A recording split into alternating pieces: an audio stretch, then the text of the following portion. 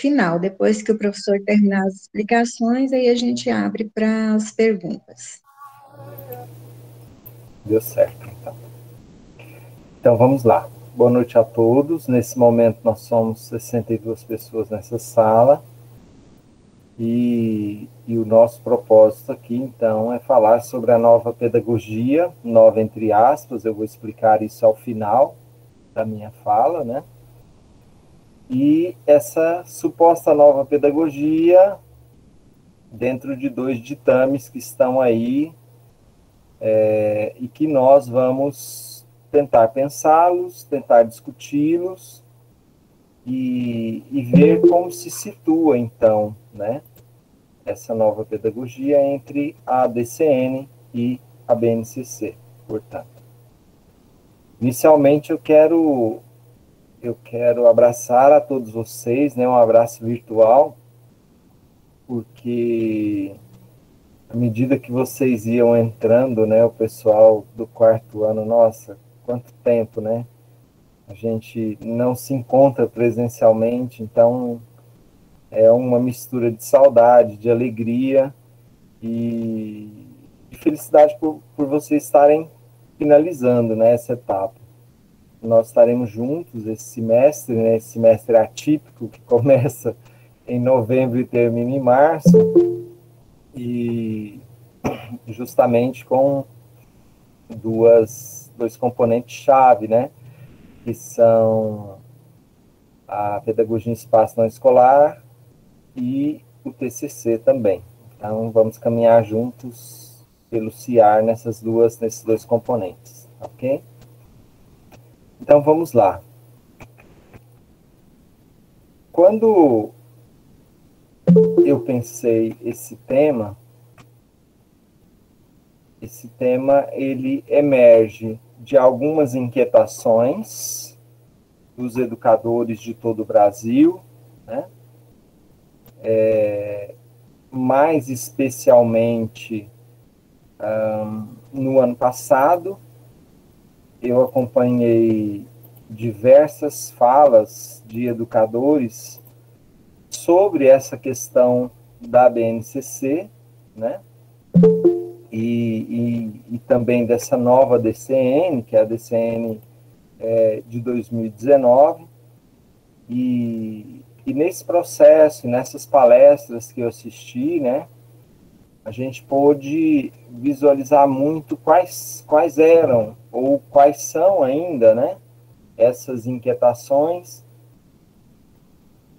em especial a fala do professor Luiz Dourado, né, foi uma fala muito contundente em relação a isso, e fala esta na qual ele situa tanto essa nova DCN quanto a BNCC como mudanças de legislação e de organização curricular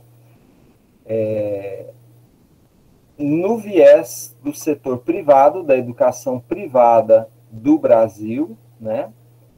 E, ao mesmo tempo, no viés de uma tendência pedagógica que seria vista por alguns como retrocesso, no sentido de que ela vai atender a uma perspectiva mais tecnicista, que é formar os indivíduos a partir de habilidades e de competências voltados para o mercado de trabalho, né? Então, o que esses educadores têm discutido ainda sobre isso é justamente um esvaziamento de todo o processo formativo do indivíduo, no sentido de que o que se está a pensar é justamente preparar o cérebro, o corpo, a identidade e todos os elementos formativos do indivíduo a partir de uma perspectiva mercadológica. Então, o que está no entorno dessa discussão é justamente isso, e aqui eu já faço uma primeira justificativa do porquê o nova pedagogia, né, estaria, então, entre aspas, dentro da proposição dessa nossa fala, né?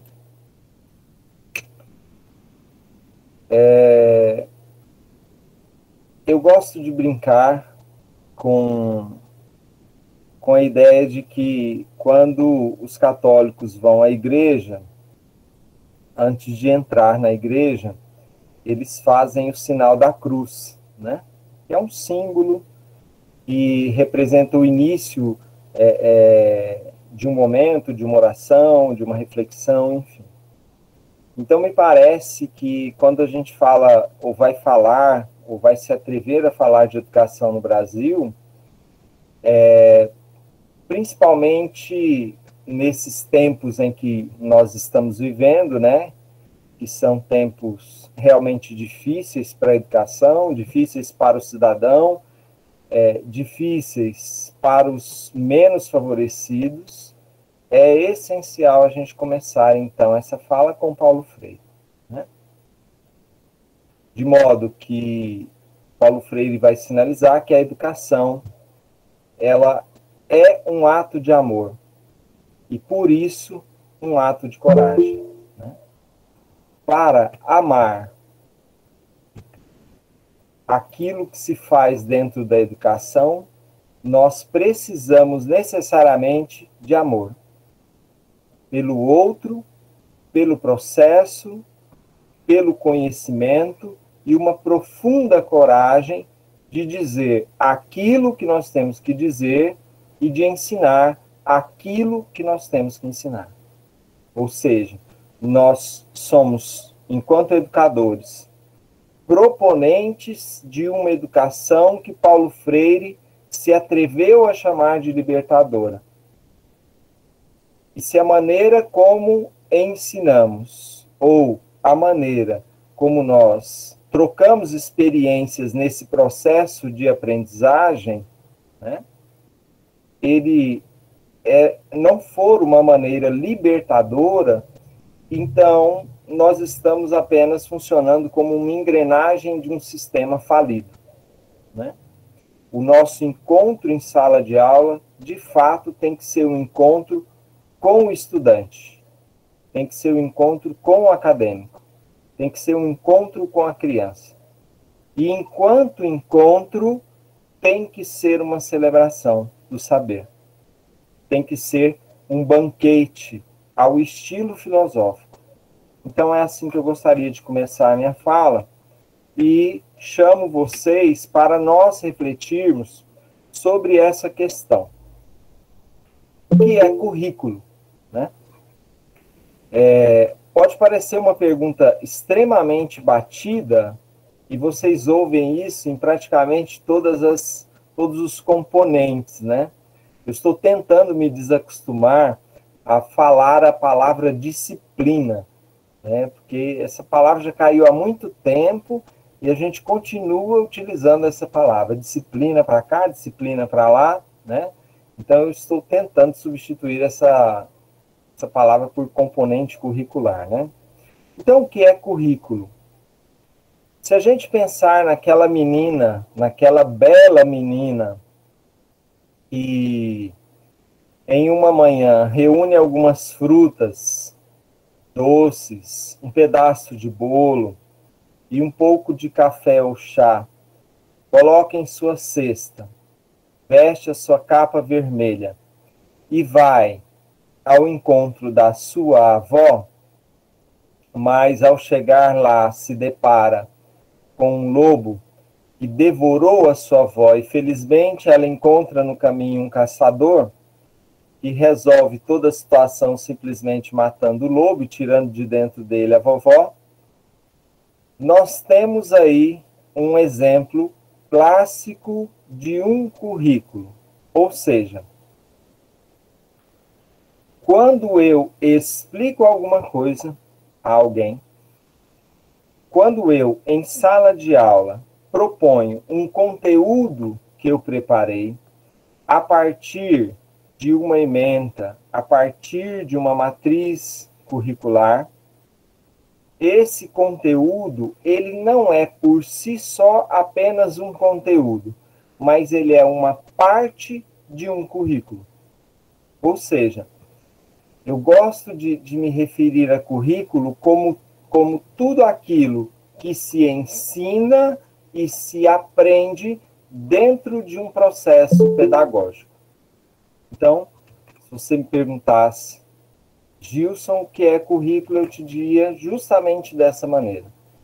É tudo aquilo que se ensina e se aprende dentro de um processo pedagógico.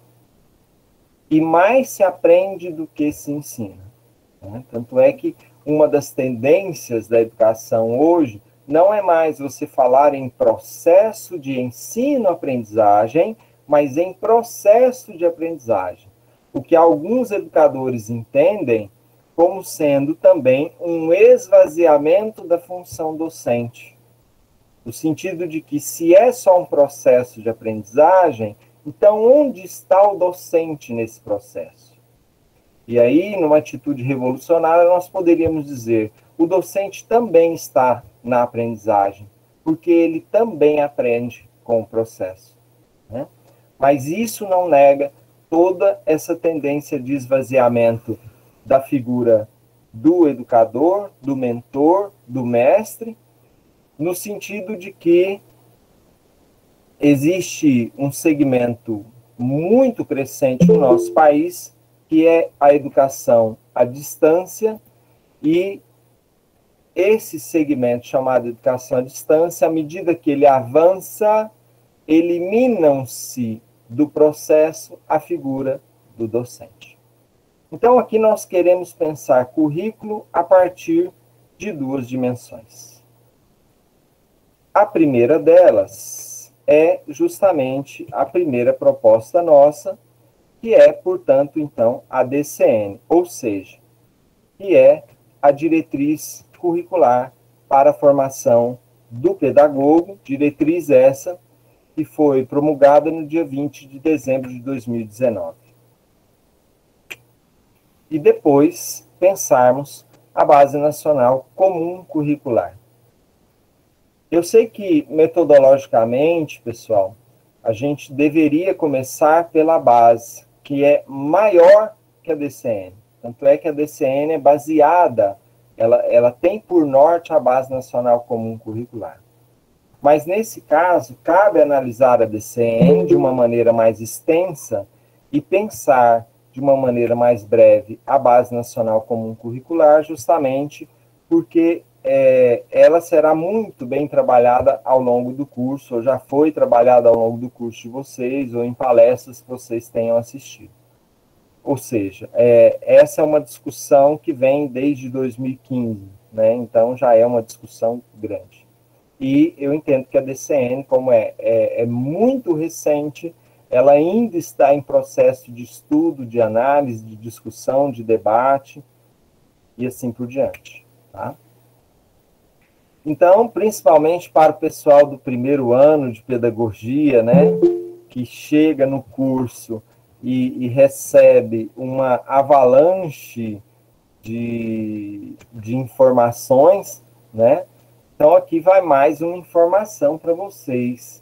O que é uma DCN, né? Uma DCN, então, é uma Diretriz Curricular Nacional, ou seja, é a maneira como aqueles especialistas de uma área do MEC entendem que, a partir das políticas nacionais de educação, deva ser formado o acadêmico, o profissional, seja em que área for, a partir do perfil dessa formação e também dos objetivos, habilidades e competências que essa formação requer, bem como estágio e outras dimensões desse documento. Então, só a título de informação, todo e qualquer curso que for autorizado pelo MEC ou recredenciado pelo MEC, necessariamente tem que ter o seu projeto de curso baseado em uma DCN, né? Então, só a título de informação. Esse documento, então, ele contempla as políticas da formação docente, ele contempla a organização curricular, os cursos de licenciatura, a formação das atividades pedagógicas e também a formação para a gestão. O curso de pedagogia, como nós sabemos, também forma para a gestão, bem como o processo avaliativo interno e externo. O documento considera, então, as aprendizagens essenciais previstas na Base Nacional Comum Curricular a serem garantidas aos estudantes para que eles possam alcançar o pleno desenvolvimento a partir do que prevê, então, a Constituição Federal nos vários níveis de educação e no processo de formação de professores. E aí nós começamos, então, pelo capítulo 1, que é o objeto, ou seja, a formação docente pressupõe desenvolvimento, licenciando e das competências gerais previstas na BNCC, bem como as aprendizagens essenciais a serem garantidas aos estudantes, quanto aos aspectos intelectual, físico, cultural, social e também o aspecto emocional. Pois bem, o artigo 4, presente nesse capítulo 1, ele vai falar das competências específicas referentes a 3 dimensões fundamentais. Que dimensões fundamentais que são essas? O conhecimento profissional, o conhecimento do profissional de pedagogia, a prática desse profissional e também o seu engajamento profissional.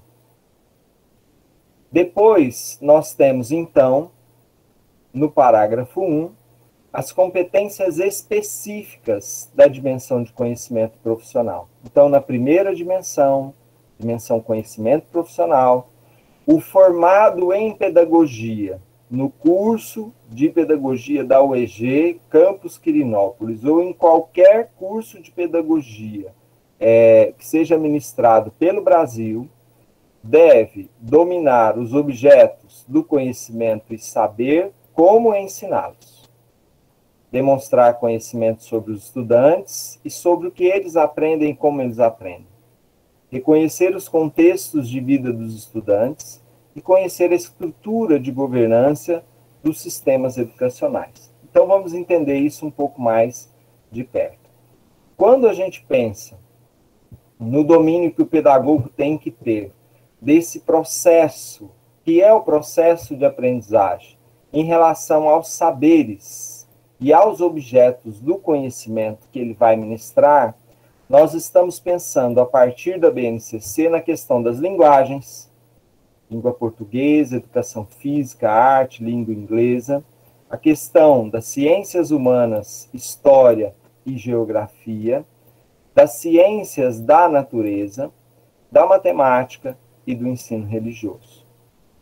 E aí, para quem já está no 4º ano, isso fica muito claro, porque vocês já passaram por praticamente todos os conteúdos e processos de ensino, de matemática, de português, de ciências, de geografia, de história e assim por diante, né? Depois, o formado em pedagogia deve demonstrar conhecimento sobre como os estudantes aprendem. E aí eu faço uma pergunta que é mais uma provocação para vocês. Como é que os estudantes aprendem? Ai, meu Deus. E a grande descoberta que eu fiz na minha vida educacional é que a faculdade, ela pode até te ensinar muitos conteúdos, mas tem uma coisa que a faculdade não ensina e que não tem, aparentemente, como ela ensinar, que é como se aprende a dar aula. A faculdade não ensina você a dar aula. Assim como qualquer outra profissão necessariamente não ensina o profissional a atuar dentro daquele campo. Ele vai ter que ir para a experiência. Por isso que a maioria das formações universitárias, se não todas, carecem de um processo chamado estágio curricular obrigatório. Ou seja, é justamente no estágio, é justamente no encontro com o seu campo de atuação que você vai começar, muita atenção aqui, você vai começar a entender que os estudantes aprendem 10% lendo, 20% ouvindo, 30% observando, 50% vendo e ouvindo, 70% discutindo as propostas, 80% fazendo e 95% quando eles têm que ensinar o que sabem para alguém. Então, é um processo contínuo. Não é um processo no qual você começa e já sabe ensinar. Não. Eu costumo dizer que depois de 10 anos de docência, o docente começa a ter algumas habilidades e algumas competências que ele desenvolveu, justamente no sentido de conhecer e aprender como conhecer, Delors aqui, né, o estudante e o processo de aprendizagem de cada um dos estudantes. Depois, o formado em pedagogia deve reconhecer os contextos de vida dos estudantes.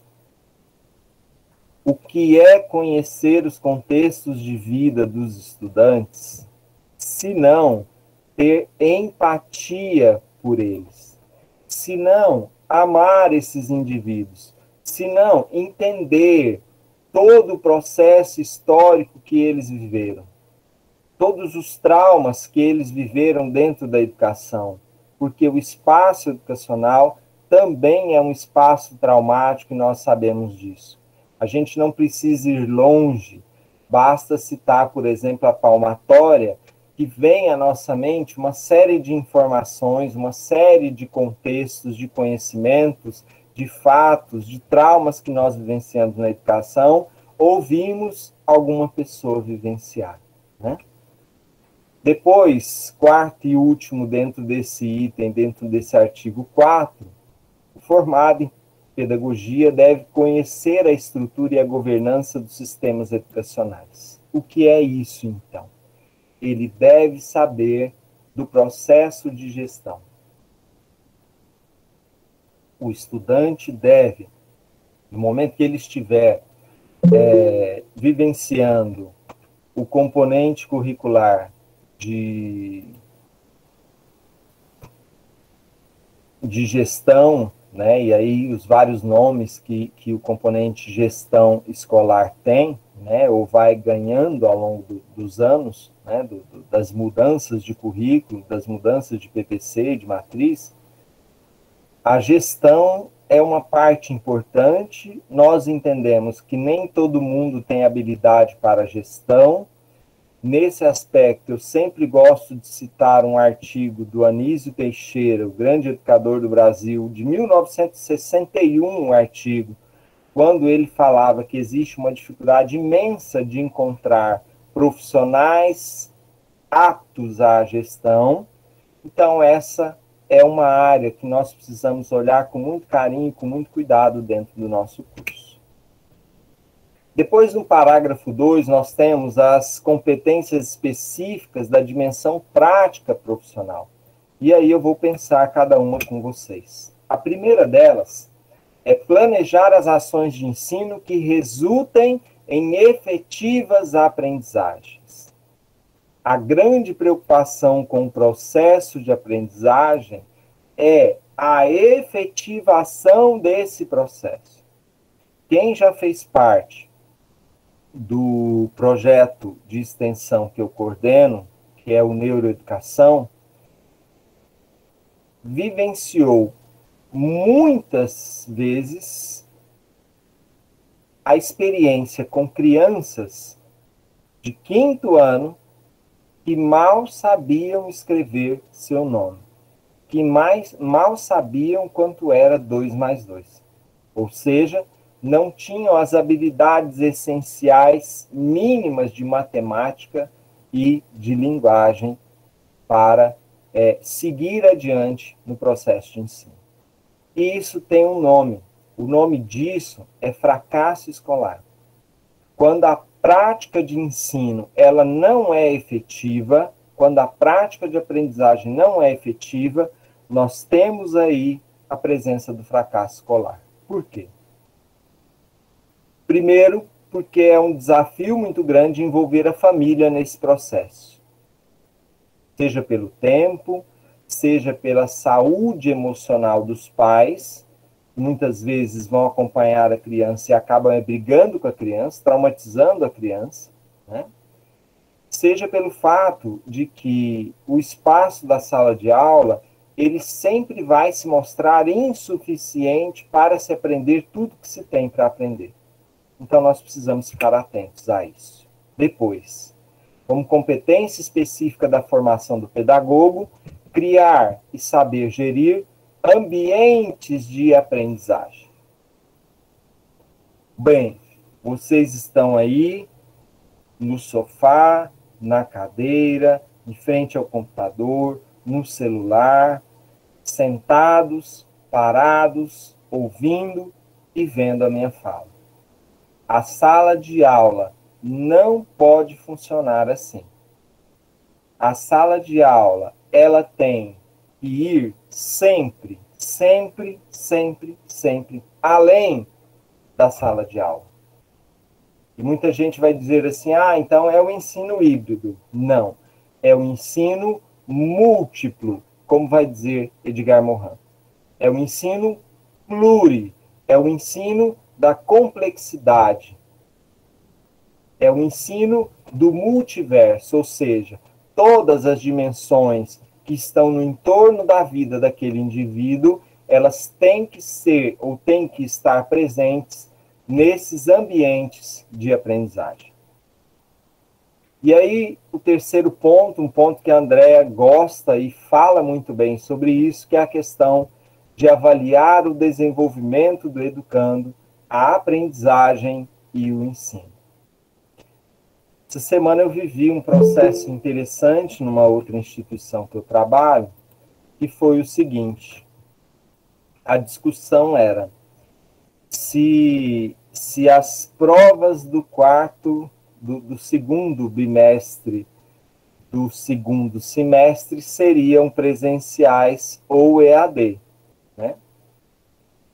E aí a grande discussão que surgiu foi justamente porque os alunos não retornaram efetivamente, né?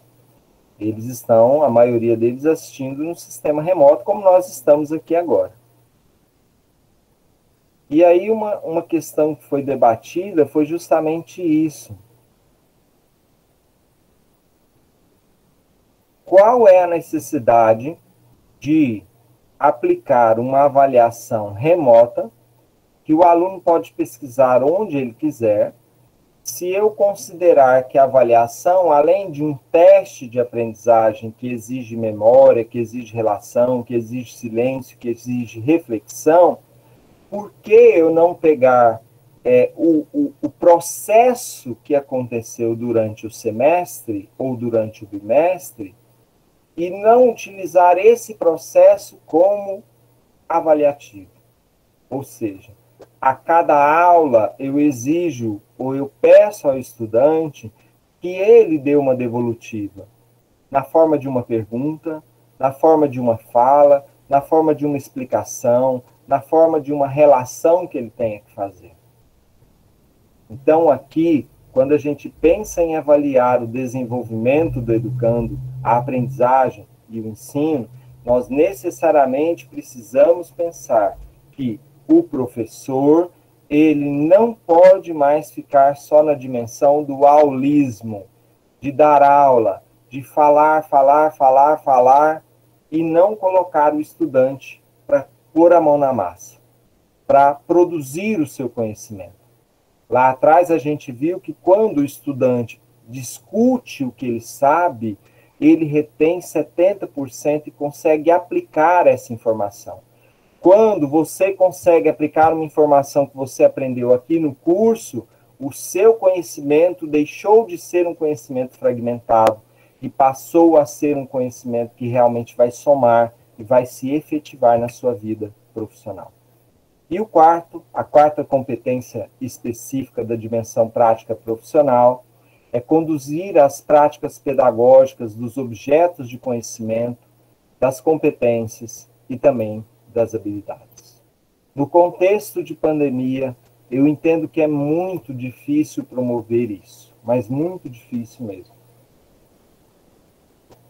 Mas, em contrapartida, o horizonte que se abre para nós no ano que vem é um horizonte um pouco mais promissor, não graças a ele, mas é um horizonte um pouco mais promissor, justamente porque aos poucos nós já estamos com os devidos cuidados voltando aos processos de encontro, aos processos de construção de saberes coletivos e assim por diante. Sobre, no terceiro parágrafo, as competências específicas da dimensão engajamento profissional, nós temos comprometer-se com o próprio desenvolvimento profissional. Quando a gente pensa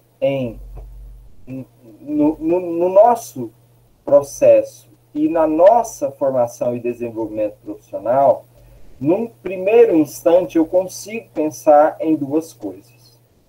Eu consigo pensar no professor leitor, porque se a gente, e eu falo isso, eu já falei isso para vocês, para todas as turmas, né? A gente vive um contexto não só de Brasil, mas um contexto de América Latina, no qual as pessoas não leem, não gostam de ler e têm raiva de quem lê, né? Por que esse processo? Por que isso acontece? E há poucos dias eu encaminhei nos grupos uma matéria sobre a leitura, sobre isso justamente, né? A questão é muito simples. Primeiro, as pessoas trabalham demais, ou então as pessoas foram desnutridas na infância e, portanto, elas não têm um nível de concentração mínimo para elas conseguirem ler. E terceiro, de fato, elas acham que ler não é importante, que elas já leram tanto na faculdade, que o que elas leram na faculdade já é o que elas precisam para a vida inteira, né? Então, o sabor de pegar um livro, de cheirar um livro, de pegar um marcador de página, de colocar nesse livro, de sentar numa cadeira no quintal de casa, no sofá da sala, deitado na cama, e ler uma página, e ler duas páginas, de descobrir coisas novas, a grande maioria dos brasileiros não tem e nunca vai ter esse prazer. E um segundo aspecto é a questão da pós-graduação. Todos vocês sabem que os professores do estado, do município, eles têm uma progressão salarial com base nas pós-graduações e cursos que eles fazem. Acreditem vocês ou não, um grupo muito grande de professores ainda se aposenta sem ter galgado essas progressões. E não é só uma questão salarial, é uma questão de conhecimento. 2, comprometer-se com a aprendizagem dos estudantes e colocar em prática o princípio de que todos são capazes de aprender. E aí eu gostaria que, onde você estiver agora, isso é uma oração pedagógica, repita essa frase. Todos são capazes de aprender. Marion Weissman vai dizer que se uma criança não pode aprender da maneira que é ensinada, então nós precisamos ensiná-la de uma maneira que ela aprenda. E embora exista muita poesia nessa frase do Marion, eu entendo que diversificar as práticas de aprendizagem é um elemento essencial para que essa criança aprenda.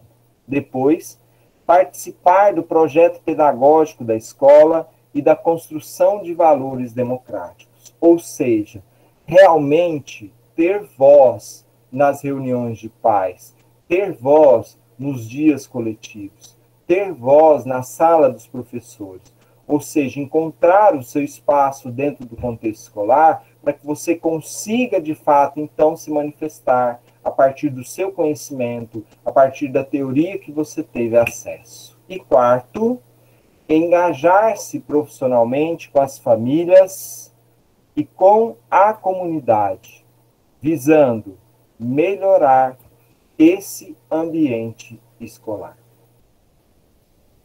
A educação não é uma tarefa simples e ela tem se tornado cada vez mais complexa. Então, nós precisamos estar atentos a isso. Nós precisamos estar atentos ao fato de que a escola, ela não está isolada da sociedade. Ela recebe influência todos os dias do currículo social e ela, à medida do possível, influencia o contexto social com o currículo escolar. Então, isso é um ponto importantíssimo.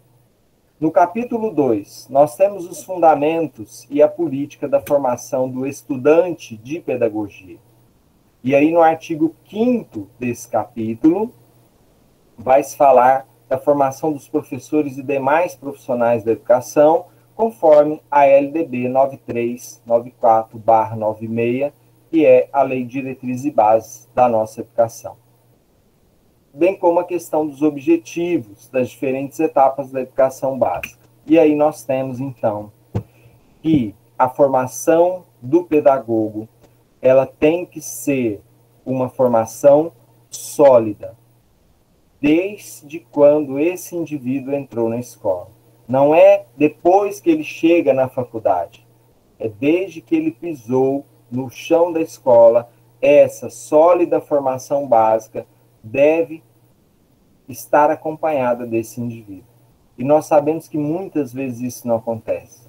Em muitos casos isso não acontece. Depois, a formação universitária deve permitir a ele saber relacionar teoria e prática, aproveitar a formação e as experiências anteriores que esse indivíduo traz e promover com ele o conhecimento do processo de inclusão dele na faculdade, ou seja, ele precisa se sentir incluído, e também o entendimento dele em relação aos processos de inclusão dos demais indivíduos, dos demais colegas e assim por diante. No artigo 6, então, se fala da educação básica em consonância com os marcos regulatórios, e aqui nós temos a formação docente para todas as etapas e modalidades da educação básica. Então, o pedagogo, ele vai originalmente atuar na educação infantil, depois no ensino fundamental, anos iniciais, e fazendo uma complementação, seja em matemática, linguagem, letras, ciências, geografia, história, ele também pode atuar nos anos finais e no ensino médio, desde que ele tenha galgado mais essa etapa na formação profissional dele. Temos também a questão da valorização da profissão docente, que é uma luta constante. Nunca vai existir uma era política no nosso país ou na América Latina que valorize 100% a formação e o profissional da educação. Por quê? Porque a América Latina, ela é tremendamente manchada pela política, pelo interesse, pelo populismo. Pouco se tem o interesse de formar um cidadão intelectualmente. E agora, com essas novas legislações educacionais, ainda menos. O que nós queremos é formar mão de obra barata para atender a demanda do mercado. O que nós queremos, não. O que se quer. Porque a nossa luta, ela continua hoje, amanhã, e ela continua sempre. A colaboração constante entre os entes federados, até certo ponto utopia, a garantia dos padrões de qualidade dos cursos de formação e a articulação entre teoria e prática na formação do docente. O curso de pedagogia da UEG Campus Quirinópolis não é o melhor curso do mundo, mas também não é o pior. Dentro de um processo intenso de avaliação, que acontece por meio do Guia do Estudante, o nosso curso obteve em 2018 4 estrelas. Ou seja, foi o curso do campus de Quirinópolis que foi melhor avaliado no ano de 2018. Então, isso indica o quê? Isso indica que o curso de pedagogia é constituído por acadêmicos que têm as suas dificuldades, por professores que têm as suas dificuldades, mas que tem um lema muito essencial que a Joana sempre gosta de frisar. O lema do nosso curso é nenhum a menos. Ou seja, nós vamos fazer de tudo que estiver no nosso alcance para que vocês, ao ingressarem no curso, vocês concluam esse curso, continuem trabalhando na educação, acreditando na educação e passando em um concurso para somar forças conosco. E, se possível, um concurso na UEG para estar conosco, porque um dia nós vamos ter que deixar a UEG, né? A equidade no acesso da formação inicial e continuada, a articulação entre formação inicial e formação continuada. Formação continuada, para quem não tem clareza nesse conceito, é aquela formação que acontece após a conclusão da faculdade, né? Que é a formação em pós-graduação, nas reuniões escolares e assim por diante. A questão dos agentes formadores de conhecimento e de cultura. O pedagogo, ele é um articulador cultural, um formador de opinião, e a liberdade de aprender, ensinar, pesquisar, divulgar a cultura, o pensamento, a arte, o saber, o pluralismo de ideias, concepções pedagógicas. Ou seja, a missão do pedagogo, ela não é uma missão simples. E como vai dizer Paulo Freire, nenhuma prática, ela é uma prática neutra. Principalmente num país como o nosso, que vive sob o signo de um suposto fascismo, onde um professor, ao criticar um governo, ele é processado por esse governo, simplesmente porque ele exerceu o sagrado direito de ter opinião. Ou então, um professor que coloca uma mensagem no carro dele porque ele acredita nisso, ele acredita que esse governo, ele, quando deveria ter feito tudo para salvar vidas, fez tudo para atrapalhar o processo de aquisição de vacinas e de uso de máscaras, esse governo pode ser caracterizado, então, como genocida na visão de muitas pessoas. E essas pessoas são perseguidas, e essas pessoas são presas, e essas pessoas são ameaçadas. Por quem? Por cidadãos de bem, como aconteceu na Alemanha de Hitler. Capítulo 3, a organização curricular dos cursos superiores para a formação docente. No artigo 7, vai dizer que a organização do currículo da formação dos pedagogos, ou formação inicial de professores, em consonância com a aprendizagem prescrita na BNCC da educação básica, tem como princípios norteadores o compromisso com a igualdade e a equidade, o reconhecimento da formação de professores, que exige um conjunto de conhecimentos, habilidades, valores, atitudes, o respeito pelo direito de aprender dos licenciandos, o reconhecimento do direito de aprender dos ingressantes, o cuidado que a gente precisa ter com quem começa no curso de pedagogia, a atribuição do valor social à escola, o fortalecimento da responsabilidade do protagonismo, a integração entre teoria e prática. E apesar da pandemia, é importante a gente dizer que existem 4 projetos de extensão no nosso curso que são importantíssimos para esse processo de união entre teoria e prática, além do estágio curricular. O projeto Vovô Sabe Tudo, que esteve muitos anos com a professora Sirlene, professora emérita do curso, e depois passou para a Márcia, e agora, por conta da pandemia, ele não está em exercício, né? O projeto A Arte de Contar Histórias, o Neuroeducação e o projeto Ecoterapia também, né? Além de outros projetos. Então, essa união entre teoria e prática, ela é importantíssima no processo de formação do pedagogo. Além da centralidade da prática por meio dos estágios, como foi mencionado, o reconhecimento e o respeito que nós temos que ter pelo CMEI, pela creche, pela escola, o engajamento de toda a equipe docente do curso, o estabelecimento de parcerias formalizadas entre as escolas, o aproveitamento dos tempos e espaços de prática pedagógica, a qualidade dos cursos de formação e também a adoção de perspectivas interculturais. E aí a gente sempre gosta de dizer que, mesmo com todos os nossos defeitos, nós temos a cada dia buscado no curso de pedagogia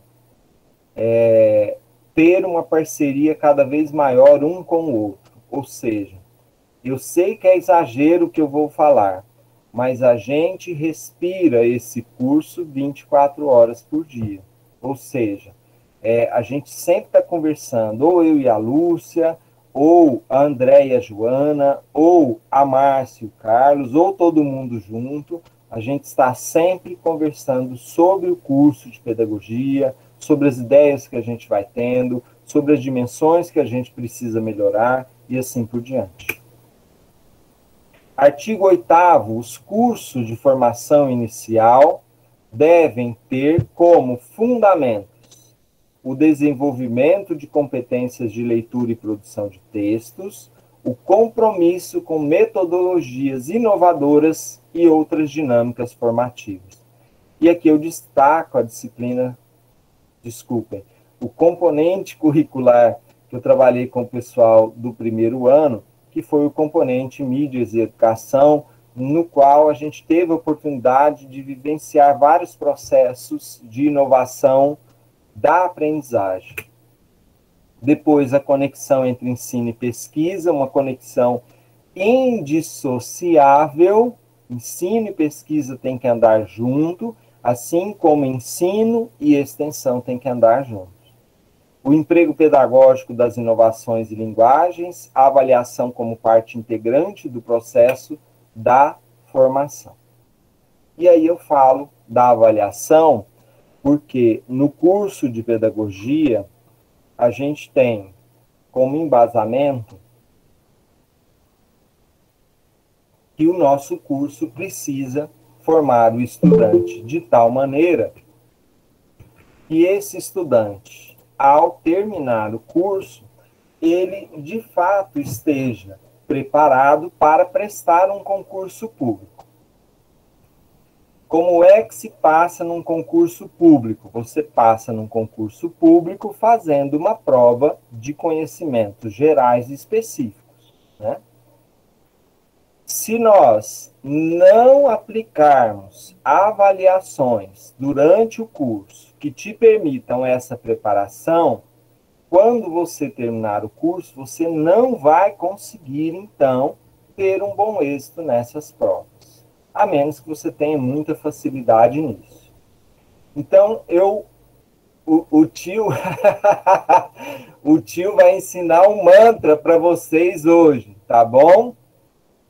Olha lá, presta atenção. Eu nunca mais vou reclamar de fazer prova. Repitam comigo. Eu nunca mais vou reclamar de fazer prova. Por quê? porque eu tenho que ter a consciência de que é a prova que me prepara para o concurso público. Então, não posso ficar reclamando, né? E aí eu falo um pouquinho de duas produções nossas que tiveram origem na pesquisa, justamente. A primeira delas, o Neuroeducação, né, um livro que foi resultado final do meu pós-doc no ano passado, e que teve origem justamente no projeto de extensão que eu coordeno, que é o projeto Neuroeducação.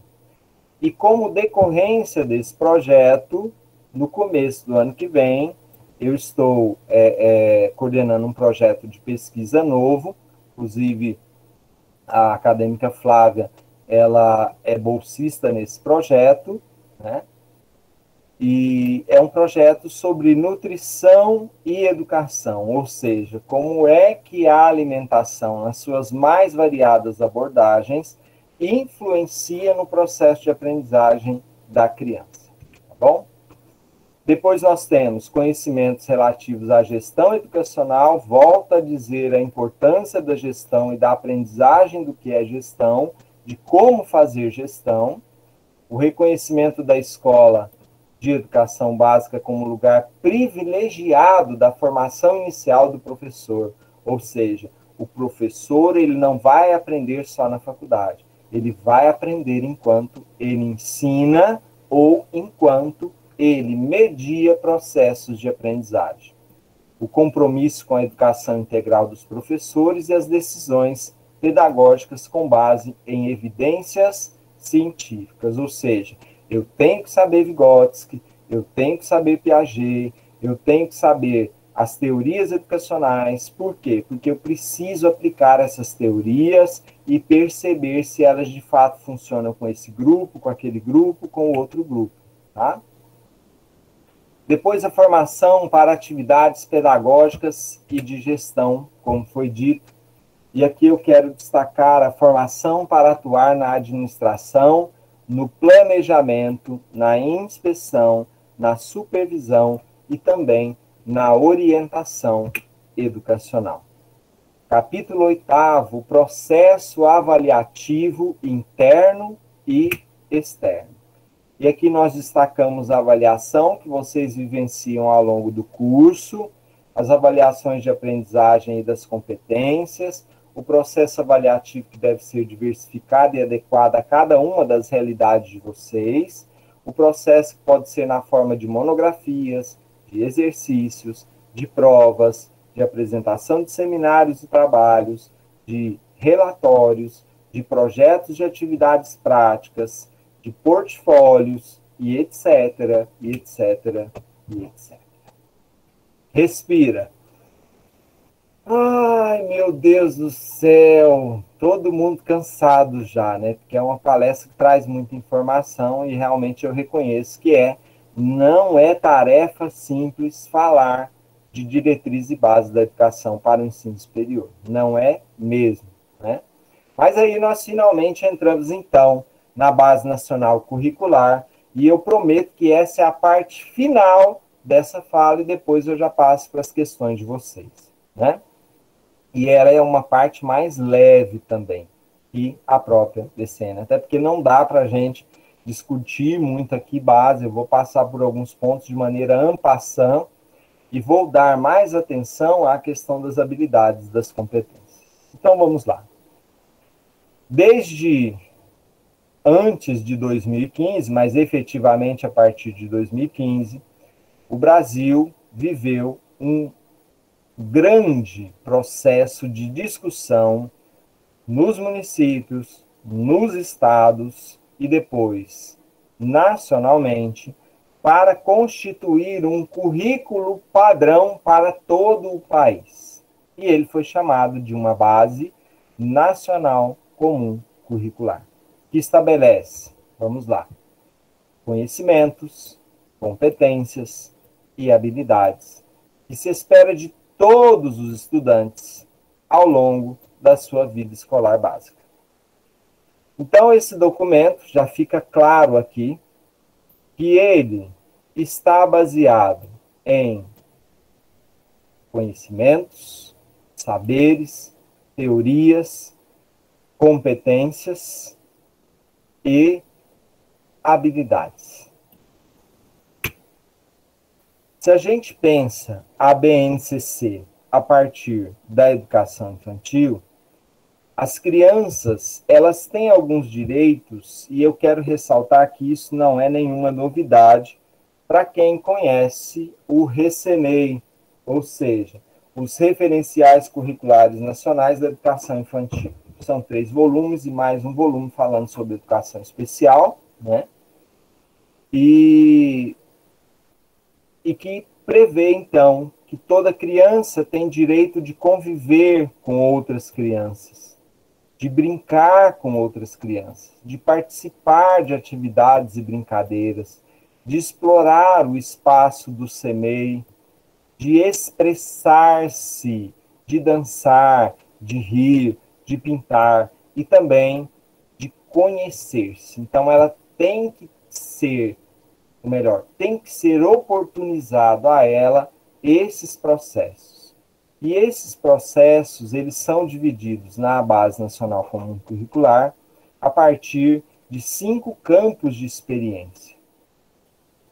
O eu, o outro e o nós, ou seja, a identidade e a alteridade da criança em relação às outras crianças e em relação à coletividade, a questão do corpo, dos gestos e dos movimentos das crianças, o traço, os sons, as cores, as formas, a escuta, a fala, o pensamento e a imaginação da criança, os espaços e tempos, quantidades, relações, transformações, tudo isso compõe em cada uma das atividades, por mais simples que sejam, a oração da manhã, a musiquinha que elas cantam, o parque de areia, as atividades externas, o banho, a comida, o soninho e a hora dos pais virem buscá-las. Em todos esses momentos, elas precisam vivenciar esse currículo formativo que, no caso da educação infantil, é um currículo que vai não só ajudar, mas potencializar o desenvolvimento dessas crianças. Depois, no ensino fundamental, nós temos algumas áreas a serem trabalhadas: as linguagens, a matemática, as ciências da natureza, as ciências humanas e também o ensino religioso, que sempre foi uma discussão, mas que para quem estuda teologia e ciências da religião sabe qual é a importância do ensino religioso na formação desses indivíduos. Além, é claro, de nós pensarmos já em nível de ensino médio a questão do projeto de vida que eu falo a seguir.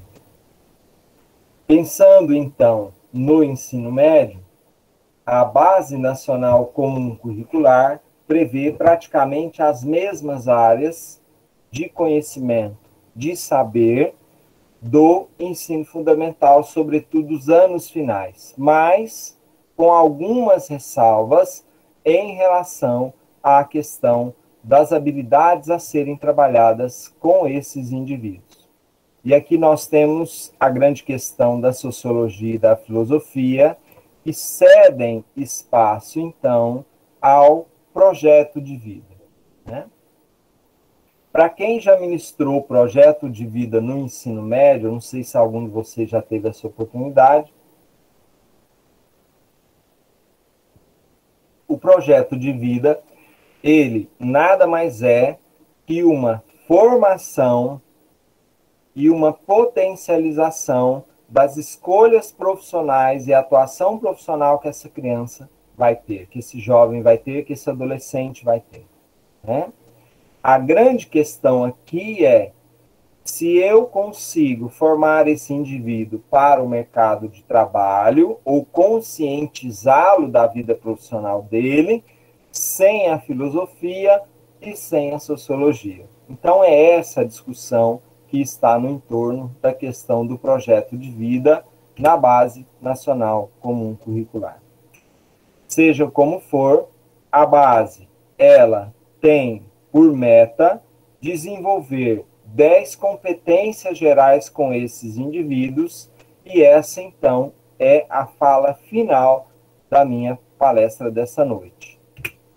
Primeiro, a questão do conhecimento, ou seja, valorizar e utilizar conhecimentos sobre o mundo físico, social, cultural e digital. Ou seja, precisa ser oportunizado a todo indivíduo na educação básica o direito e as condições de construção do conhecimento desse indivíduo, da formação do cabedal intelectual desse indivíduo, né? E aqui eu trago a Mafaldinha, que sempre tem um questionamento interessante quando ela chega para a mãe dela e diz: mãe, para que a gente está no mundo? Então, as perguntas da Mafalda, por serem perguntas filosóficas, elas nunca têm resposta, né? Depois, o pensamento científico, crítico e criativo. Ou seja, exercitar a curiosidade intelectual desses indivíduos e não, como diria Foucault, promover o silenciamento dos corpos deles, deixar eles sentados, calados, enfileirados, olhando para frente e copiando o quadro, né? Então, quanto mais experiências exitosas eu tiver na escola, de ciências, de história, de matemática, de linguagem, de apresentação cultural, mais esses indivíduos vão aprender a elaborar e testar hipóteses, formular e resolver problemas na vida deles. Repertório cultural, valorizar as diversas manifestações artísticas e culturais, e aí os projetos que a gente faz ao longo do curso ajudam muito a entender isso. Seja o calendário anual, que tem vários eventos que podem ser aproveitados, seja o espaço da própria sala de aula. Comunicação, utilizar diferentes linguagens, ajudar os indivíduos a se expressar, a colocar as suas experiências, a contar do seu cotidiano, a relacionar esse cotidiano com o conhecimento que está sendo trabalhado. Cultura digital, que a gente poderia entender como inclusão digital no caso do Brasil, ou seja, como o mercado demanda uma formação na área digital, nós precisamos promover isso dentro do espaço escolar, justamente porque essas crianças vão precisar isso não só no mercado de trabalho, mas na vida delas.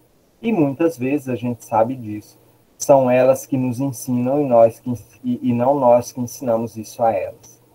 Trabalho e projeto de vida, valorizar e apropriar-se de conhecimentos, experiências, saberes, de modo que a criança possa entender o mundo do trabalho, fazer escolhas alinhadas com a cidadania e o projeto de vida, a liberdade, a autonomia, a criticidade e a responsabilidade.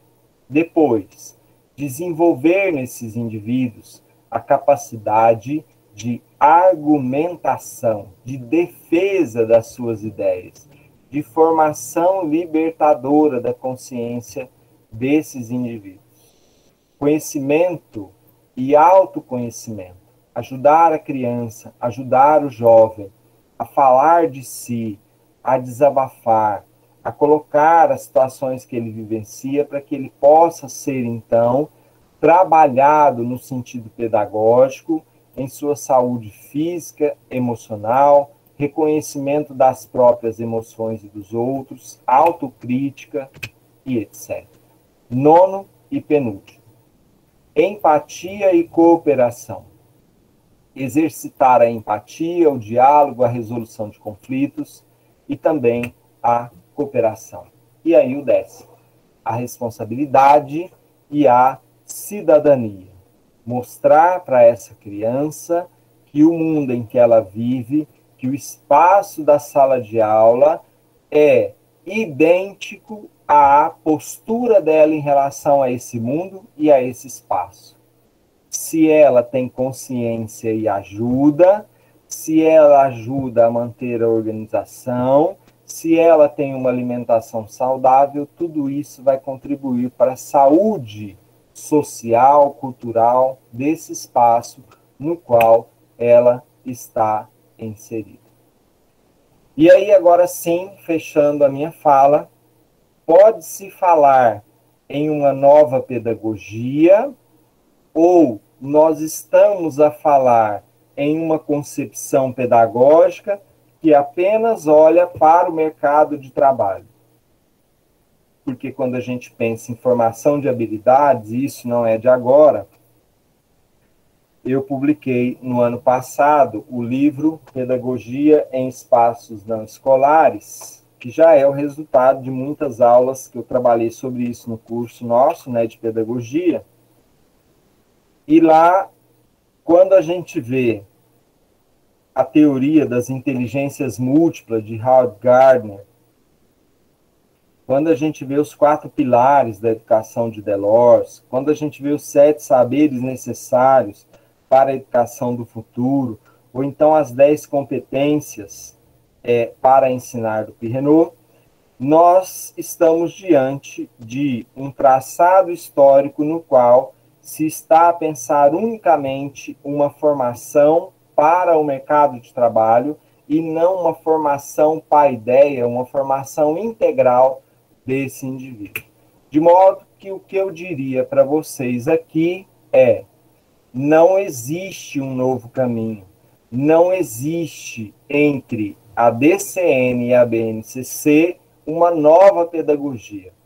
Existe um novo jeito de caminhar. E como a professora Joana gosta de dizer, depois que você entra na sala de aula e fecha a porta, é você e unicamente você que vai articular esses conteúdos e que vai saber realmente o que é essencial para a formação desses indivíduos. E aí eu encerro com um videozinho curto que vai mostrar justamente esse conjunto de expectativas que nós temos hoje, caminhando para esse final de pandemia, em relação ao nosso futuro e ao futuro da humanidade.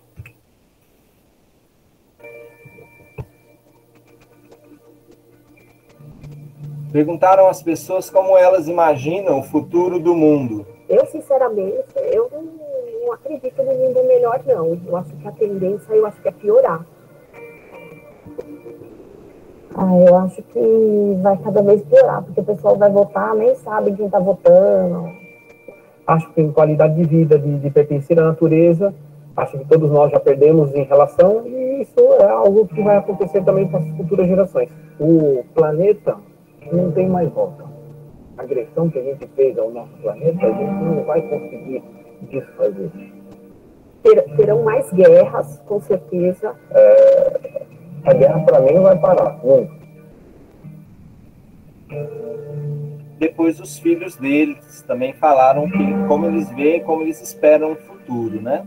Eu pego um quadro, pego tinta ou um giz, alguma coisa. Primeiro, se fosse eu ia pegar o lápis. Eu quero ser artista. Quero ser médica. Eu quero ser ginasta. Eu tiro notas altas na escola. Meu pai gosta muito que eu faça atividade física e outros esportes também. Porque se eu for professora, eu quero estudar bastante. E se eu for veterinária, eu quero cuidar bem dos animais. Eu, quando crescer, eu quero ser estilista.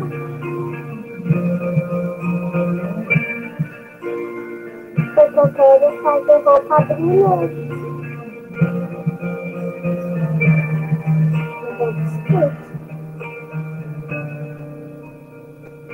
Eu cuidar de um monte de crianças e ver se eles estão doentes, estão com dor de garganta.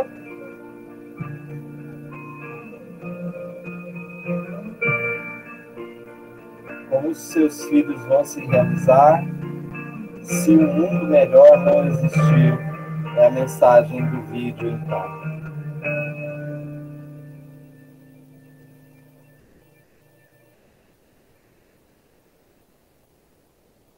E aí eu encerro. André gosta muito das fábulas de Esopo, né, André? Eu encerro dizendo, em Esopo, que ninguém é tão grande que não possa aprender e nem tão pequeno que não possa ensinar. E aqui eu encerro a minha fala e passo a palavra para a professora Lúcia. Muito bem, eu gostei muito da sua palestra, foi assim muito interessante, bem motivadora mesmo. Eu sei que todo mundo deve ter achado assim ótima. E quero te agradecer, né, por essa bela palestra para os meninos. Assim, é interessante essa história de que todo mundo é inteligente, né? Todo mundo pode aprender. Às vezes o aluno pensa que ele não consegue, mas ele consegue, ele é inteligente, né? Às vezes ele parou um tempo e os neurônios não fizeram conexões, mas ele é inteligente e ele consegue aprender e consegue ensinar também, né? A gente vê muitos alunos do curso de pedagogia que quando entram falam, nunca vou ser professor, eu estou fazendo esse curso só para ter um certificado mesmo. E geralmente são os primeiros que conseguem emprego, são os primeiros que vão trabalhar na educação, nem se formaram ainda, já estão trabalhando. Já estão, né, já estão ensinando. Vamos abrir, né, para as perguntas. Fiquem à vontade para fazer perguntas para o professor. A Kessia quer perguntar, então.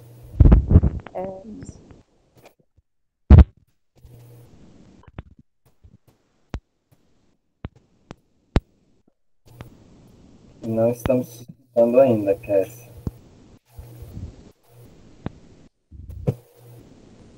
Enquanto a Kessia se organiza, eu agradeço muito as falas de vocês no chat, né? O pessoal gostou da oração pedagógica. Pode falar, Kessia. Do microfone, isso.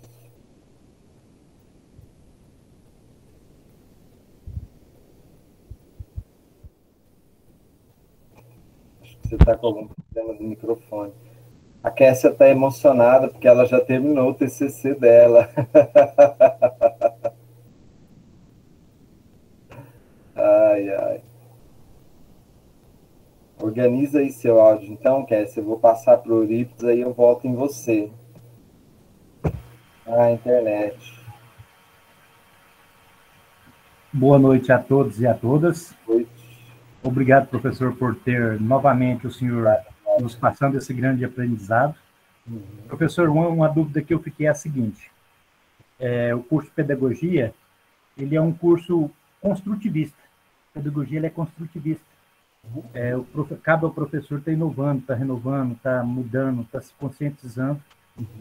Mas como fazer isso se a escola tem, por exemplo, se a escola tem uma grade, se a escola tem um plano pedagógico, como o professor vai fazer isso se ele tem que seguir praticamente uma cartilha da escola? Esse professor que quer inovar, que quer mudar, que quer fazer diferente, Sim. que quer modernizar, porque nós vimos isso agora durante essa pandemia, professores, doutorados, pós-doutorados tiveram que modernizar, né? Tiveram que se renovar, tiveram que praticamente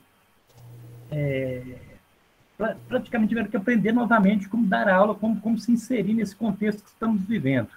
E dessa maneira, como nós, futuros professores, podemos fazer para inovar, para mudar essa pedagogia que está sempre em construção, sendo que temos que seguir uma grade escolar, uma grade curricular. Eu agradeço muito a sua pergunta, Eurípides, e agradeço o pessoal que se manifestou no chat, agradeço o carinho de vocês, que é sempre muito grande, né? Agradeço a confiança do curso também, por ter me conferido, né, essa grata satisfação de fazer essa fala, né?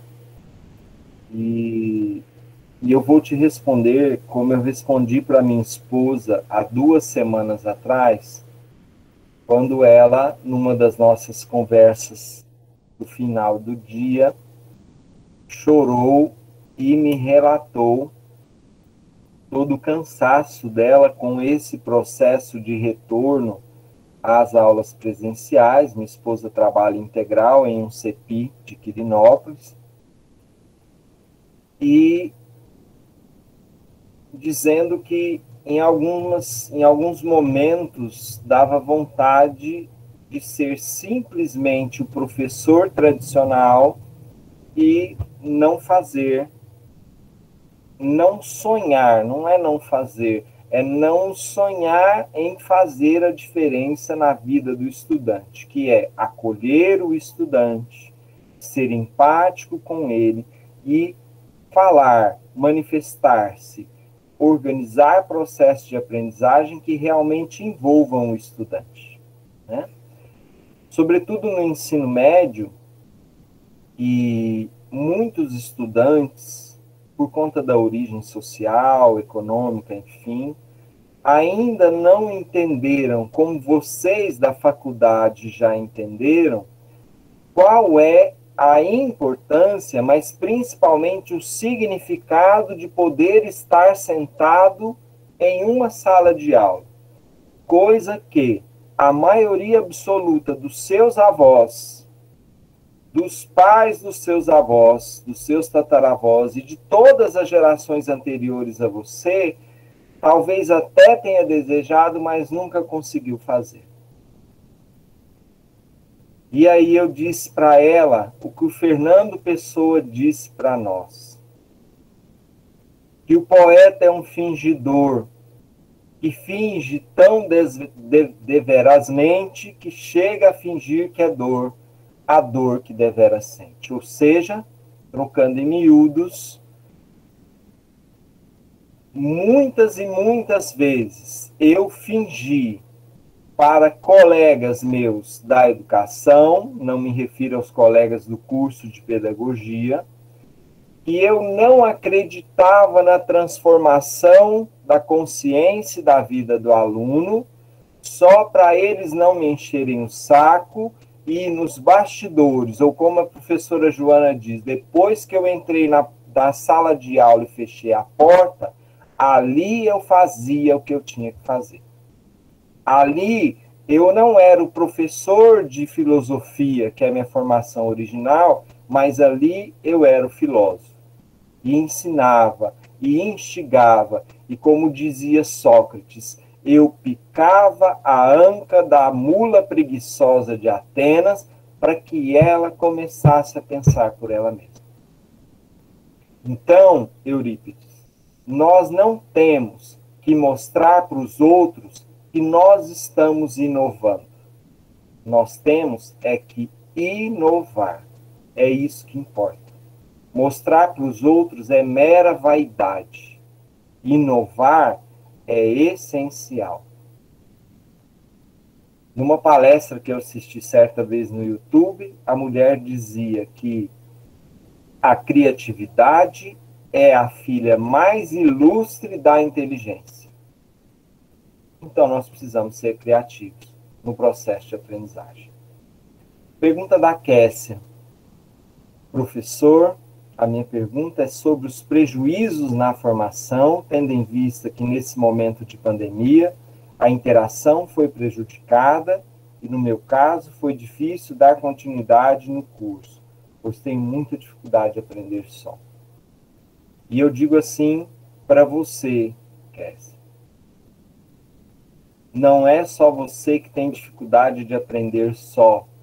Nós, professores, também temos dificuldade de ensinarmos só.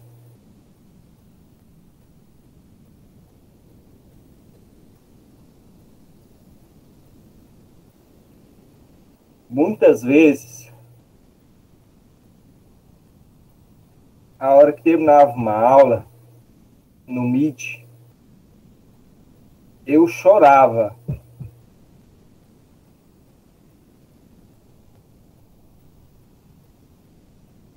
Desculpa. porque eu não sabia se meus alunos estavam lá ou não. Eu não sabia.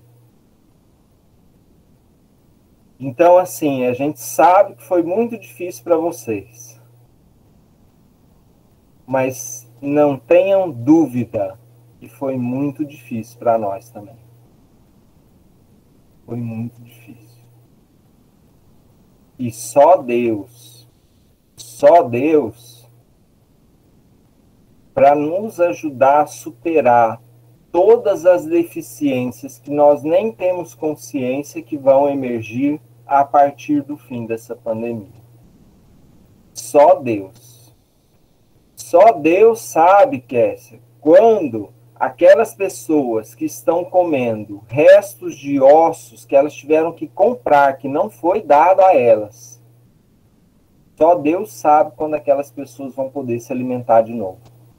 E a gente precisa ter consciência disso para nunca mais colocar um maluco na presidência. Nunca mais. Tá? Então, eu acho que é isso. Mais questões?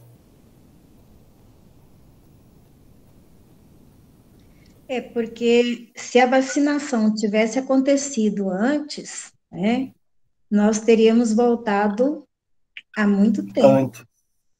Há muito tempo a gente já estaria em sala de aula. A questão é que atrasou as vacinas, teve corrupção, né?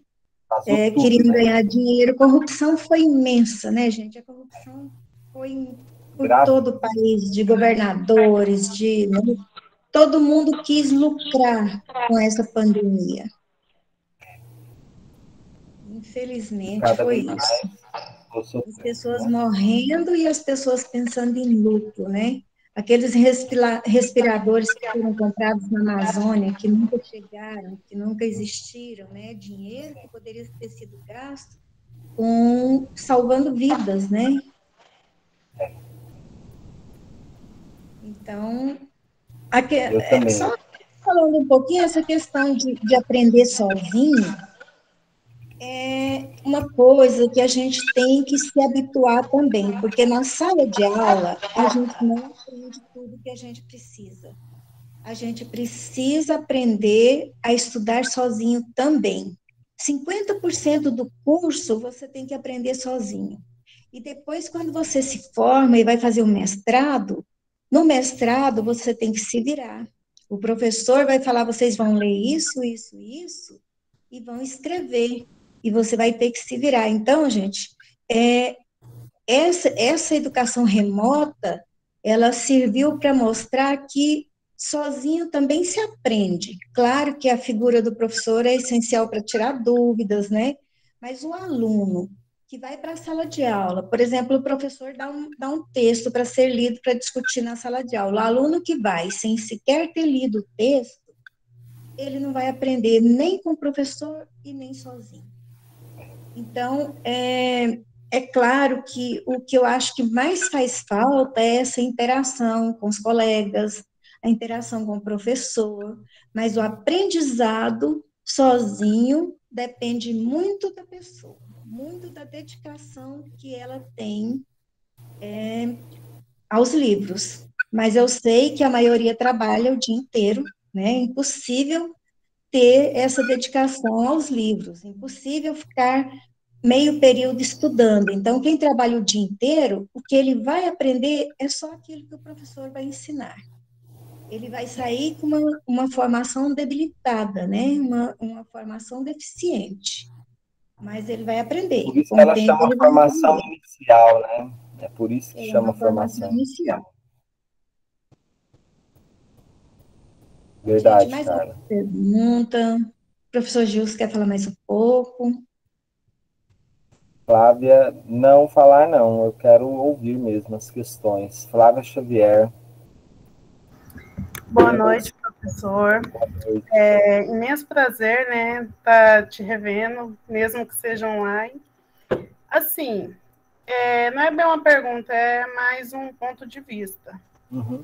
Porque, que nem a Lúcia mesmo falou, para a gente aprender a estudar, buscar o conhecimento um pouco sozinho. Só que, assim, o nosso ensinamento, que nem eu, a Regina, que veio do EJA, eu já acho que ele veio já faltando tanta coisa. Já tem as deficiências, né, Flávia? Tem muita deficiência.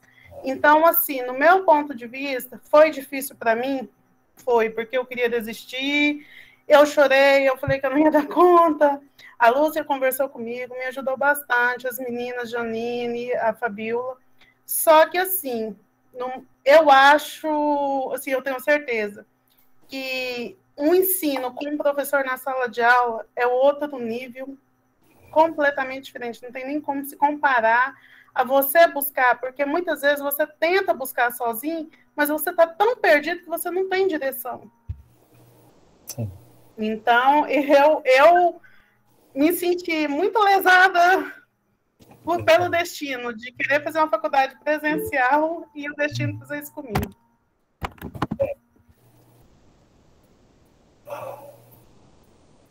Eu nem sei o que eu te falo, sinceramente, eu nem sei. Mas eu vou te falar uma coisa. Eu acho que, assim,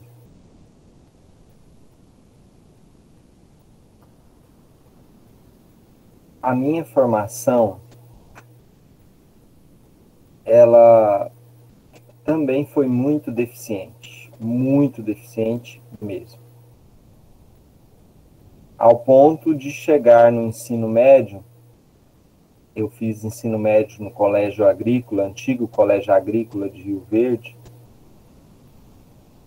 e não saber resolver na prova do exame de seleção uma divisão matemática decimal.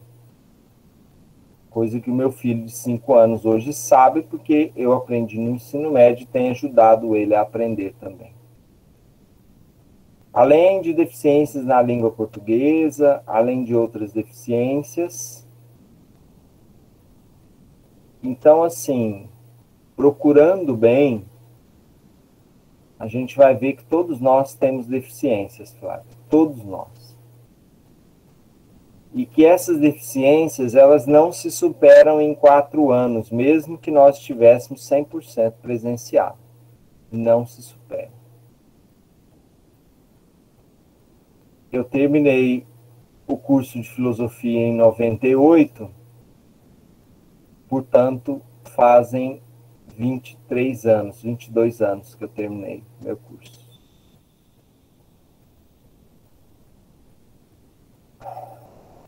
E até hoje eu estou aprendendo. Até hoje eu estou aprendendo a dar aulas de filosofia e aprendendo filosofia. Somente agora eu estou conseguindo comprar os livros que na época da faculdade eu lia, de Foucault, de Bauman, de Camus e de outros teóricos, porque antes a condição financeira não permitia mesmo. Né? Então é um processo de superação. Só que nós estamos juntos. E no curso de pedagogia, nós não estamos juntos só enquanto vocês estão aqui na faculdade, não. A gente está junto pelo resto da vida. Muitos alunos depois terminaram em época de concurso, procurava eu, procurava André, procurava Joana, e a gente naquilo que podia ajudava, e sempre ajudou e sempre vai ajudar. Sempre, sempre, sempre. Muitos ex-alunos do curso de pedagogia foram indicados para escolas particulares por nós, porque a gente sabe da luta de cada um deles e da capacidade de cada um deles. Então, não se sinta sozinho. Não se sinta sozinho. Eu agradeço, Laine. Regina Maria, você que tinha levantado a mão, é isso?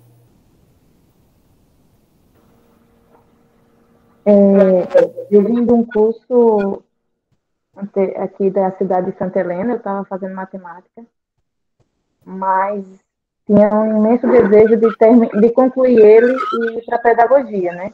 Uhum. Só que, devido à pandemia, o ensino online de matemática é complicado de se adaptar, né? Eu fui para minha vaga, entrei na vaga. Uhum. Mas eu não fiz, não me arrependo de maneira alguma, porque foi a melhor escolha que eu fiz, né, e que a Flávia me ajudou. Sim. E foi um prazer imenso conhecer a Lúcia, a Márcia, a Joana, nossa, professor que motiva a gente, maravilhosos, que não, em momento algum, falam não para nós, não, é sempre um sim, sempre um sim.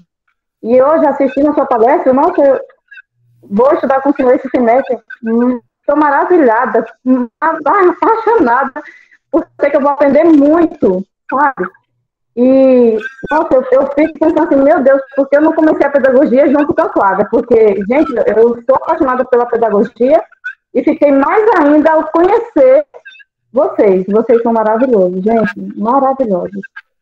Eu só tenho a agradecer a Flávia, primeiro a Deus e a Flávia, por ter me ajudado a entrar na minha vaga e a conhecer vocês, porque tenho certeza que eu vou me formar com muito orgulho, com muita garra, com muita força mesmo, porque vocês são professores que motivam os alunos e são maravilhosos. Eu só tenho a agradecer mesmo. Parabéns pela palestra, professor. E era um imenso prazer conhecer o senhor. Prazer é meu, Regina. O curso de pedagogia tem como tradição sempre formar mais alunos do que os que entraram. Então, quando eram 30 vagas, a Lúcia sabe disso, a André já sabe disso há mais tempo também. A Márcia já vivenciou isso, entravam 30 alunos, formavam 34, 35, e agora que são 40, eu acho que a gente vai começar a formar 45, 50 alunos. Só que eu preciso te dizer uma coisa e eu não posso deixar de te dizer essa coisa. Ainda citando aquele artigo que eu mencionei do Anísio Teixeira, sobre formação de professores, o Anísio Teixeira vai dizer assim, que o pedagogo é professor sem ser profissional e aquele que é formado em matemática, em geografia, em história, é profissional sem ser professor. O que significa isso? Né? Significa, Regina, que se você tivesse ficado no curso de matemática, você ia aprender muito de matemática. Mas talvez não aprenderia tanto como ensinar, como você vai aprender no curso de pedagogia. Em que você vai estudar matemática, né? Mas não vai aprender tudo de matemática. Você vai ter que aprender no cotidiano, com um livro didático na mão. Mas você vai aprender como ensinar. Isso aí eu te garanto. Eu te garanto. Mas eu vou voltar. Vou voltar e vou terminar a pedagogia. Um dia eu volto para terminar matemática também. Que os outros professores dos outros cursos não me ouçam, né? Mas quando vem um aluno de outro curso para o nosso curso, nós damos 3 pulinhos e 3 gritinhos para São Longuinho.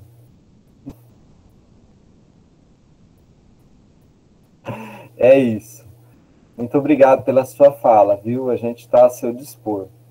Mais alguma pergunta, pessoal?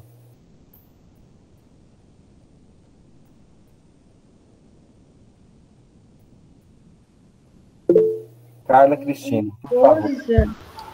Boa noite, professor. Pode falar, Carla. Boa noite, Lúcia. Boa noite, colegas. Esses dias para trás, eu me peguei pensando assim, me martirizando, na verdade. Será que quando eu me formar, que eu for procurar um emprego na minha área, será que eu não posso chegar a ouvir, você se formou em plena pandemia? Eu já parei me pegando pensando nisso. A gente não vai ser crucificado pela nossa formação ter passado por todo esse problema que a gente está passando. As pessoas vão pensar, fizeram estágio online, estudaram online. Será que essa formação é uma formação completa? Olha, é uma ótima questão que você está colocando. E eu diria para você assim, em nenhum momento, Carla, a gente pode eliminar o ônus da deficiência. Nós todos temos que estar conscientes que essa deficiência, ela existiu e ela existe, né? Então, assim, onde é que efetivamente vai ser o seu estágio, né? O seu estágio vai ser em sala de aula quando você estiver atuando. Efetivamente, né? E aí eu conto uma história que a professora Andréa acompanhou, viveu e conhece, que é a história da minha irmã, professora Janice, né? E fez letras já depois de casada e com filho, e numa situação financeira difícil, ela fez letras estando desempregada, e ela, como é tradição na nossa família saber cozinhar, então, na época que a UEG era ali no teatro, né, municipal, ela vendia salgados que ela mesma fazia em casa para conseguir custear a permanência dela na faculdade. Se formou, começou a atuar, hoje ela é corretora de redações do Enem e é uma profissional respeitada, com todas as dificuldades que ela passou.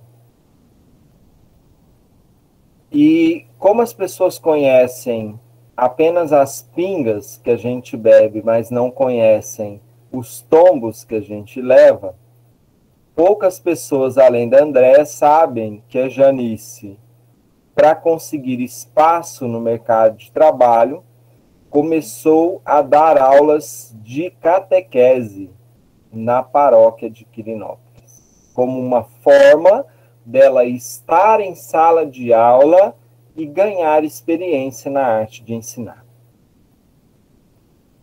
Então, o que eu diria para você é isso.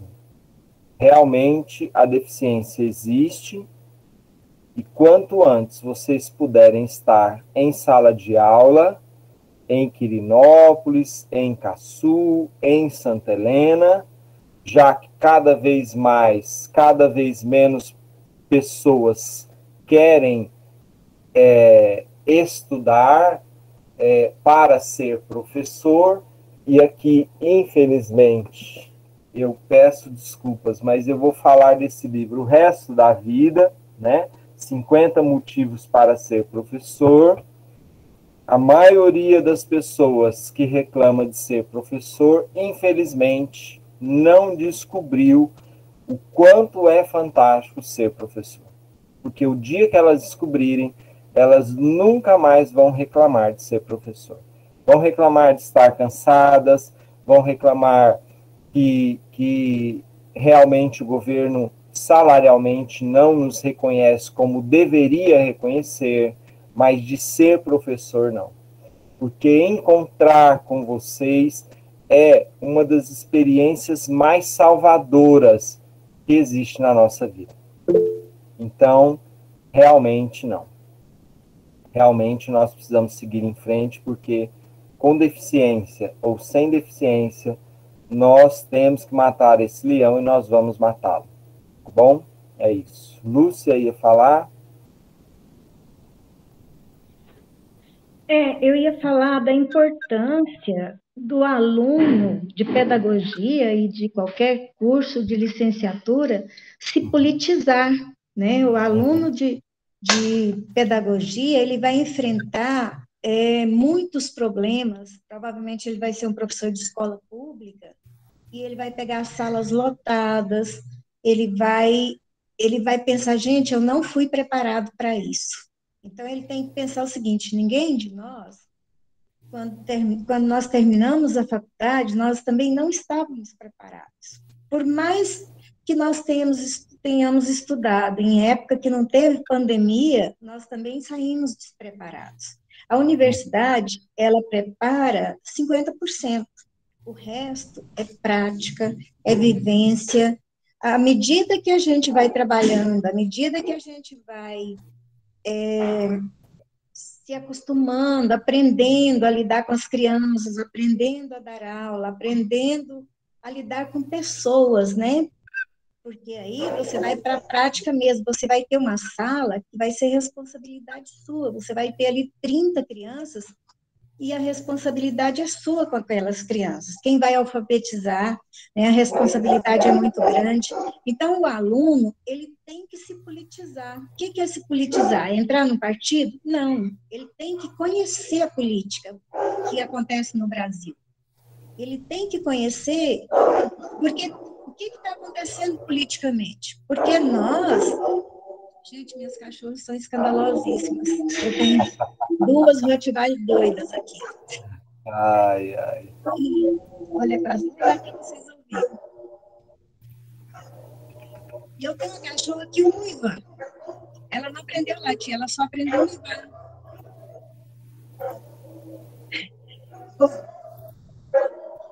Só um minutinho. Enquanto a Lúcia organiza os cachorros dela, eu vou colocar no chat o link para o livro em PDF 50 motivos, tá bom? Gente, que pampeiro. E é isso, né? Finalizando, a gente tem que ter uma consciência política. A gente tem que ter essa consciência, saber o que está acontecendo no nosso país. Porque muita gente fala, não gosto de política. Eu detesto política, eu detesto falar de política e de religião. Não é discutir política, é entender o que está acontecendo, entender o que o governo está fazendo com o país, porque tudo, gente, tudo gira em torno de política, tudo. O número de alunos na sala, o livro que vai ser adotado, que você vai ter que seguir, o seu salário, tudo depende de política. Então, o aluno, ele tem que se politizar, ele não pode ficar à margem, né? Ele vai ficar à margem da história. Se ele não aprende, se ele não presta atenção ao que está acontecendo à sua volta, ele não vai conseguir ser um professor atuante em todos os sentidos. Você precisa ser atuante na sua sala de aula, mas precisa ser atuante também como cidadão. E isso, para o aluno que está terminando o curso, para o aluno que está entrando no curso, isso é muito, muito, muito importante. Gente, alguém mais quer fazer alguma pergunta para o professor Gilson? Assim, que nem assim, teve o ponto de vista da Carla, né? Que a preocupação dela, mas também não seria um ponto positivo, porque será que alguma vez lá atrás um acadêmico pensou como que eu vou lidar com a tecnologia? Já não foi uma experiência, porque a gente não sabe o que pode vir para frente. E será que isso não vai favorecer também que a gente vai estar preparado, assim, entre aspas, um pouco para lidar com isso? Porque foi uma situação muito difícil. E assim, a gente não pensava que ia usar tanta tecnologia na universidade. E o outro ponto também que eu penso é que nem temos de estudar um pouco sozinha? Sim. E isso não seria o que vale mais o conhecimento, a preparação que a gente tem, a dedicação que a gente tem? Porque eu acho que se não se dedicar totalmente e fazer, acima de tudo, com amor, não vai resolver nada um diploma.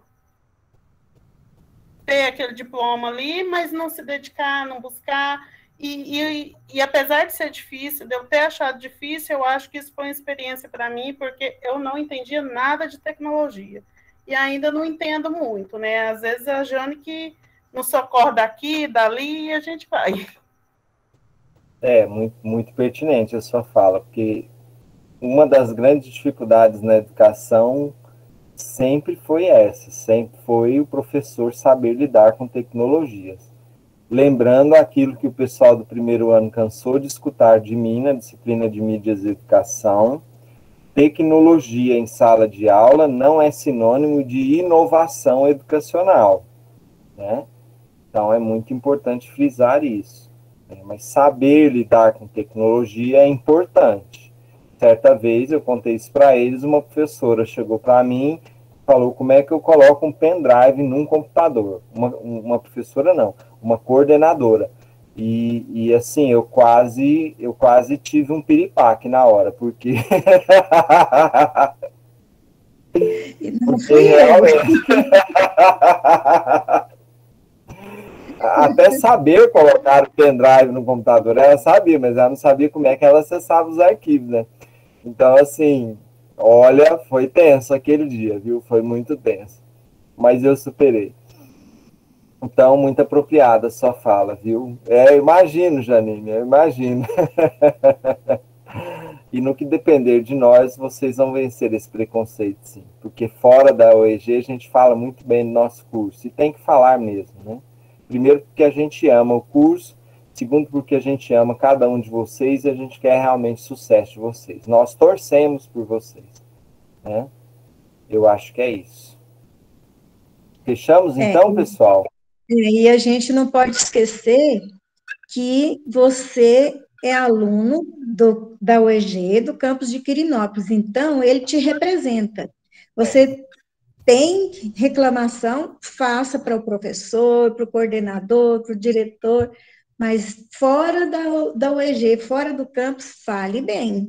O curso é ótimo, porque se começa todo mundo a explicar, o curso é bom, o curso é muito bom, o que vai acontecer? Vocês vão ter mais emprego. Você saiu daquele curso lá da UEG, que todo mundo fala que é bom. Nossa, parabéns, vou te dar um emprego. Então, é bom para nós e é bom para vocês também, que vocês falem bem, né? Porque vocês estão fazendo nessa universidade. E, realmente, o nosso curso é muito bom. Então, vamos falar bem do nosso curso. Verdade. Pessoal, eu acho que é isso. Nós estamos há 2 horas juntos e a gente sabe que é cansativo.